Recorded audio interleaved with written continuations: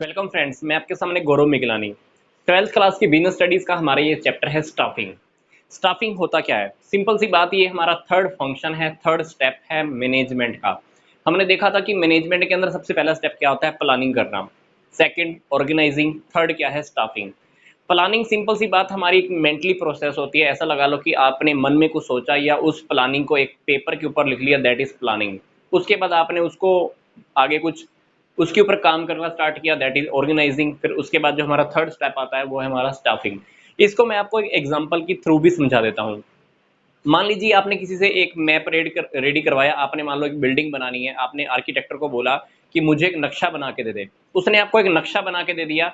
वो नक्शा आपके सामने आ गया, वो मैप आपके सामने आ गया, पूरा बिल्डिंग का डिजाइन आपके सामने आ चुका है, दैट इज ए प्लानिंग। वो सिर्फ एक प्लानिंग है जो रिटर्न फॉर्म में आपके पास, पर आपने वो काम अभी तक किया नहीं है। अब आपने वो पेपर, वो कागज, वो नक्शा, वो मैप एक कॉन्ट्रैक्टर को दिखाया और आपने उस कॉन्ट्रैक्टर को ठेका दिया घर को बनाने का, बिल्डिंग को बनाने का। उस कॉन्ट्रैक्टर को आपने बता दिया कि यहाँ पर मुझे अपना बेड रखना है, यहाँ पे वॉशरूम होगा, यहाँ पे प्लेग्राउंड होगा, यहाँ पे मेरा गार्डन होगा। आपने सारी प्लानिंग उस कॉन्ट्रैक्टर को समझा दी।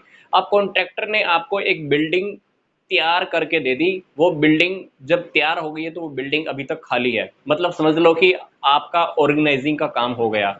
अब आपने जब उस घर के अंदर, उस बिल्डिंग के अंदर जब आपने सामान रखना स्टार्ट किया, उसको आपने जब भरना स्टार्ट किया, समझ लीजिए कि वो एक स्टाफिंग के अंडर में आ गया। अब मैं आपको मैनेजमेंट के बिहाफ पर यही एग्जांपल को फिर से समझा देता हूँ। आपने प्लानिंग की बिजनेस करने की, पूरा परफॉर्म पूरा परफॉर्मा पूरा ब्लूप्रिंट आपने रेडी किया, पेपर पे, लिखित में या मन में लिखने से कुछ भी करके आपने पूरा का पूरा उसको प्लान कर लिया। प्लानिंग हो गई। आपके प्लानिंग करने के बाद आपने ऑर्गेनाइजिंग के अंदर एक स्ट्रक्चर रेडी किया कि यहाँ पर बॉस होगा, यहाँ पर इंप्लॉइज बैठेंगे, यहाँ पर इतने वर्कर होंगे, टॉप लेवल मैनेजमेंट में ये होगा, लोअर लेवल मैनेजमेंट में ये होगा। आपने पूरा का पूरा ऑर्गेनाइजेशन का स्ट्रक्चर रेडी किया है, पर अभी तक वहां पर लोगों को अपॉइंट नहीं किया है, किसी को नौकरी पे नहीं रखा है। जब आप उन्हीं पोस्ट को भरना स्टार्ट करते हो, लोगों को नौकरी देना स्टार्ट करते हो, वो तीसरा हमारा स्टेप होता है स्टाफिंग। मतलब प्लानिंग में आपने प्लान किया, ऑर्गेनाइजिंग के अंदर आपने सारी पोस्ट जनरेट की हैं, स्टाफिंग के अंदर अब आप क्या करने वाले हो? उन्हीं पोस्ट को लोगों से भरने वाले हो। तो स्टाफिंग क्या है? Appointing persons according to the importance of the post. अब हमने जो भी पोस्ट क्रिएट की थी, जिस पोस्ट की जो इम्पोर्टेंस है, उसी इम्पोर्टेंस के अकॉर्डिंग हम उसी इम्पोर्टेंट पर्सन को वहां पर अपॉइंट करने वाले हो। जो वहां पर काबिल होगा, जो जितना एबल होगा, उसको उतनी ही अच्छी पोस्ट मिलने वाली है। स्टाफिंग के अंदर हमको ध्यान रखना होता है, हमको अच्छे से अच्छे एबल लोगों को ही सिलेक्ट करना होता है। इंजीनियर की पोस्ट खाली है तो डेफिनेटली आप वहां पे किसी अकाउंटेंट को अपॉइंट तो करने नहीं वाले। इंजीनियर की पोस्ट है तो किसी अच्छे इंजीनियर को, पढ़े लिखे एबल पर्सन को ही वहां पर आप बिठाने वाले हो। तो ट्रेनिंग के अंदर हमारे काफी सारी बातें आती हैं। ट्रेनिंग ऐसी नहीं, सॉरी, हमारा जो स्टाफिंग का जो टॉपिक है, वो स्टाफिंग का टॉपिक हमारा ऐसे ही कवर नहीं हो जाता। स्टाफिंग के अंदर क्या होने वाला है? स्टाफिंग के अंदर पहले हम सबसे पहले क्या करते हैं? रिक्रूटमेंट करते हैं, भर्तियां निकालते हैं, लोगों को बताते हैं कि हमारी यहाँ पर पोस्ट खाली है। उसके बाद हम लोगों का सिलेक्शन करेंगे, सिलेक्शन होने के बाद हम लोगों की ट्रेनिंग देते हैं। ट्रेनिंग के बाद फिर जब कुछ काम कुम स्टार्ट हो जाता है, लोग अच्छा काम करना स्टार्ट कर देते हैं, उसी में से कुछ लोगों की प्रमोशन भी होती है। जब जरूरत पड़ती है तो हम उसको ट्रांसफर भी कर सकते हैं, किसी पर्सन को एक डिपार्टमेंट से दूसरे डिपार्टमेंट में, या एक शहर से दूसरे शहर में भी ट्रांसफर हो सकता है। तो ये पांचों के पांचों पॉइंट जो हमने अभी बताए हैं आपको, ये भी सारे के सारे स्टाफिंग के अंडर में ही आते हैं। रिक्रूटमेंट करना, सिलेक्शन करना, ट्रेनिंग देना, प्रमोशन होना, किसी का ट्रांसफर होना। अब बात आती है कि स्टाफिंग के फीचर क्या है। सबसे पहला फीचर जो है रिलेटेड टू ह्यूमन बींग्स। मैंने आपको पहले ही बता दिया कि आपका ऑर्गेनाइजेशन का जब एक स्ट्रक्चर रेडी हो जाता है तो उस स्ट्रक्चर को आपने लोगों से फिल करना होता है, भरना होता है। तो भरोगे किससे? लोगों से।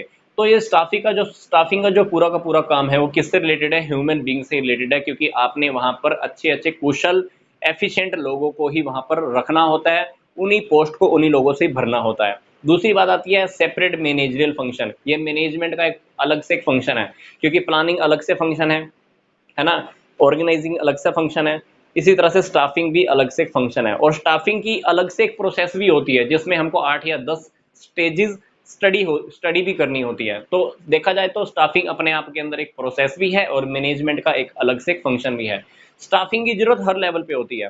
आपको top level management, lower level management, middle level management, हर जगह पे आपने लोगों को तो फिल करना ही होता है, इसलिए स्टाफिंग की जरूरत आपको हर लेवल के ऊपर होती है। चौथी बात, सोशल रिस्पॉन्सिबिलिटी।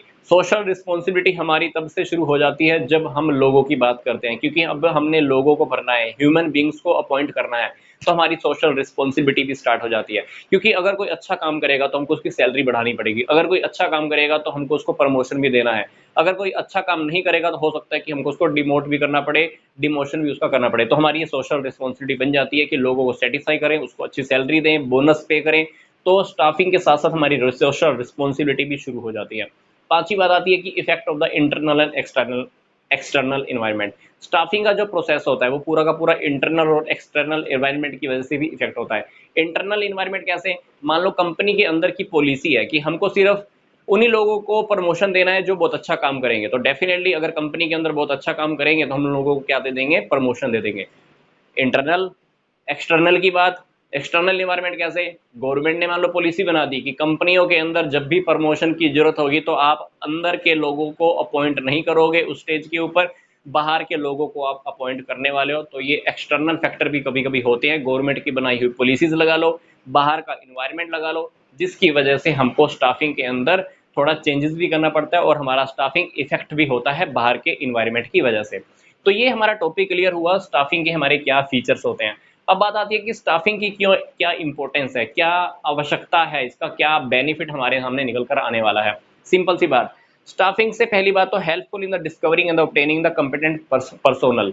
स्टाफिंग के अंदर देखो, मैंने आपको पहले भी बताया कि रिक्रूटमेंट के जब हम फॉर्म निकालते हैं, लोगों को जब हम बताते हैं कि हमारे पास काफी सारी पोस्ट खाली है, हो सकता है कि हमारे पास सिर्फ 200 लोगों की ही जगह हो, फिर भी हमने फॉर्म निकाले, तो मान लो 2000 एप्लीकेशन हमारे पास आ गई। 2000 एप्लीकेशन में से हम कितनों का सिलेक्शन करने वाले हैं? सिर्फ 200 पीपल का ही सिलेक्शन करने वाले हैं। वो 200 लोग वो लोग होंगे जो अच्छे पढ़े लिखे होंगे, जिनका सिलेक्शन बहुत टिपिकल तरीके से होगा। तो स्टाफिंग से क्या फायदा होता है? हमारे पास वही लोग पहुंचने वाले हैं जो उस पोस्ट के लायक होंगे। दूसरी बात, helpful in the better performance. अब जब हमने सिलेक्शन बहुत अच्छे लोगों का किया है तो डेफिनेटली सी बात है हमारी परफॉर्मेंस, लोगों की परफॉर्मेंस बहुत अच्छी होने वाली है, क्योंकि हम उन लोगों को ट्रेनिंग दे देते हैं, काम करना भी सिखाते हैं, बहुत कुछ इंटरनली उनको सिखाया भी जाता है, लोग काफ़ी पढ़े लिखे आए हैं, सिलेक्शन भी उनका बहुत अच्छे तरीके से होता है, तो उनकी परफॉर्मेंस डेफिनेटली बहुत अच्छी होती है। ट्रेनिंग जब हम उन लोगों को दे देते हैं तो वो उन लोगों को ट्रेनिंग देने का फ़ायदा पता है क्या होता है? मशीनें उनको चलानी आ जाती हैं, रिसोर्सेज को यूटिलाइज करना आता है। क्योंकि अगर हम बिना ट्रेनिंग दिए हुए लोगों को अगर अपॉइंट करते हैं तो क्या होगा? हमारा टाइम वेस्ट करेंगे वो लोग, सैलरी हमको फालतू में उनको देनी पड़ेगी, रिसोर्सेज को वेस्ट करेंगे। रिसोर्सेज मतलब हो सकता है कि मशीन खराब कर दें, क्योंकि मशीन तो चलानी नहीं आती है, माल, कच्चा माल ज़्यादा खराब होएगा, तो रिसोर्सेज काफ़ी खराब होते हैं। Continuous survival. स्टाफिंग अगर हम अच्छे तरीके से करते हैं तो हमारा बिजनेस, हमारी कंपनी काफ़ी लंबे समय तक चलती है, ग्रोथ भी होती है हमारे बिजनेस की, ऑर्गेनाइजेशन की। हम काफ़ी लंबे समय तक चलते चलते अपने बिजनेस के अंदर नए नए प्रोडक्ट भी लॉन्च कर सकते हैं। Utilization of the human resources. Human resources का लोगों को हम अच्छे से यूटिलाइज कर सकते हैं, क्योंकि हम जिस पोस्ट पे जिस पर्सन को अपॉइंट करते हैं वो वहां बैठने के लायक होता है। इसलिए ह्यूमन रिसोर्स का, मानव संसाधन का अच्छे से उपयोग होता है, यूटिलाइज होता है। Job satisfaction. जॉब सेटिस्फेक्शन का क्या मतलब है? हम लोगों को वही पोस्ट देते हैं जो उसके लायक होती है। ऐसा नहीं कि हमने किसी को वो पोस्ट दे दी जिस पर वो काम करना ही नहीं चाहता था। तो जिसको जो पोस्ट रिक्वायर्ड थी हमने उसको वही पोस्ट दी, सैलरी जो उसने बोली हम उसको वही सैलरी पे कर रहे हैं। जब उसका प्रमोशन का टाइम था हमने उसको प्रमोशन दिया, जब उसकी कोई घर की रिक्वायरमेंट थी, कोई उसकी कोई पब्लिक या पर्सनल मैटर था, हमने उसको भी सोल्व किया, तो डेफिनेटली उसको हमारी जॉब से सेटिस्फेक्शन रहने वाला है। तो जॉब की सेटिस्फेक्शन रहती है तो डेफिनेटली क्या होता है, जब उसकी खुद की ज़रूरतें भी इंप्लॉइज़ की पूरी हो रही है तो इंप्लॉइज़ का मोराल अप होता है, उनका मनोबल बढ़ता है, उनका मोटिवेशन बढ़ता है, फर्म के लिए काम करते हैं, फर्म के अंदर ये समझ के काम करते हैं कि ये फर्म मेरी है, तो डेफिनेटली वो फर्म के फेवर में काम करते हैं, तो अल्टीमेटली हमारी फर्म की ग्रोथ होती है। तो देखा जाए तो स्टाफिंग को अगर अच्छे से देखें तो स्टाफिंग के अंदर सिलेक्शन करना, ट्रेनिंग करना, प्रमोशन करना, सब कुछ आ गया, और इन सारे स्टेप्स की वजह से हमारे बिजनेस की ग्रोथ काफ़ी अच्छे से हो सकती है। इसलिए जब भी हम स्टाफिंग का काम करें तो ये स्टाफिंग का काम हमको बहुत अच्छे से करना होता है। तो स्टाफिंग का हमारा ये वीडियो नंबर फर्स्ट था। तो नेक्स्ट वीडियो में हम आगे के टॉपिक डिस्कस करने वाले हैं। आई होप आपको ये वीडियो अच्छा लगा होगा। तो यहाँ तक का वीडियो देखने के लिए आपको धन्यवाद।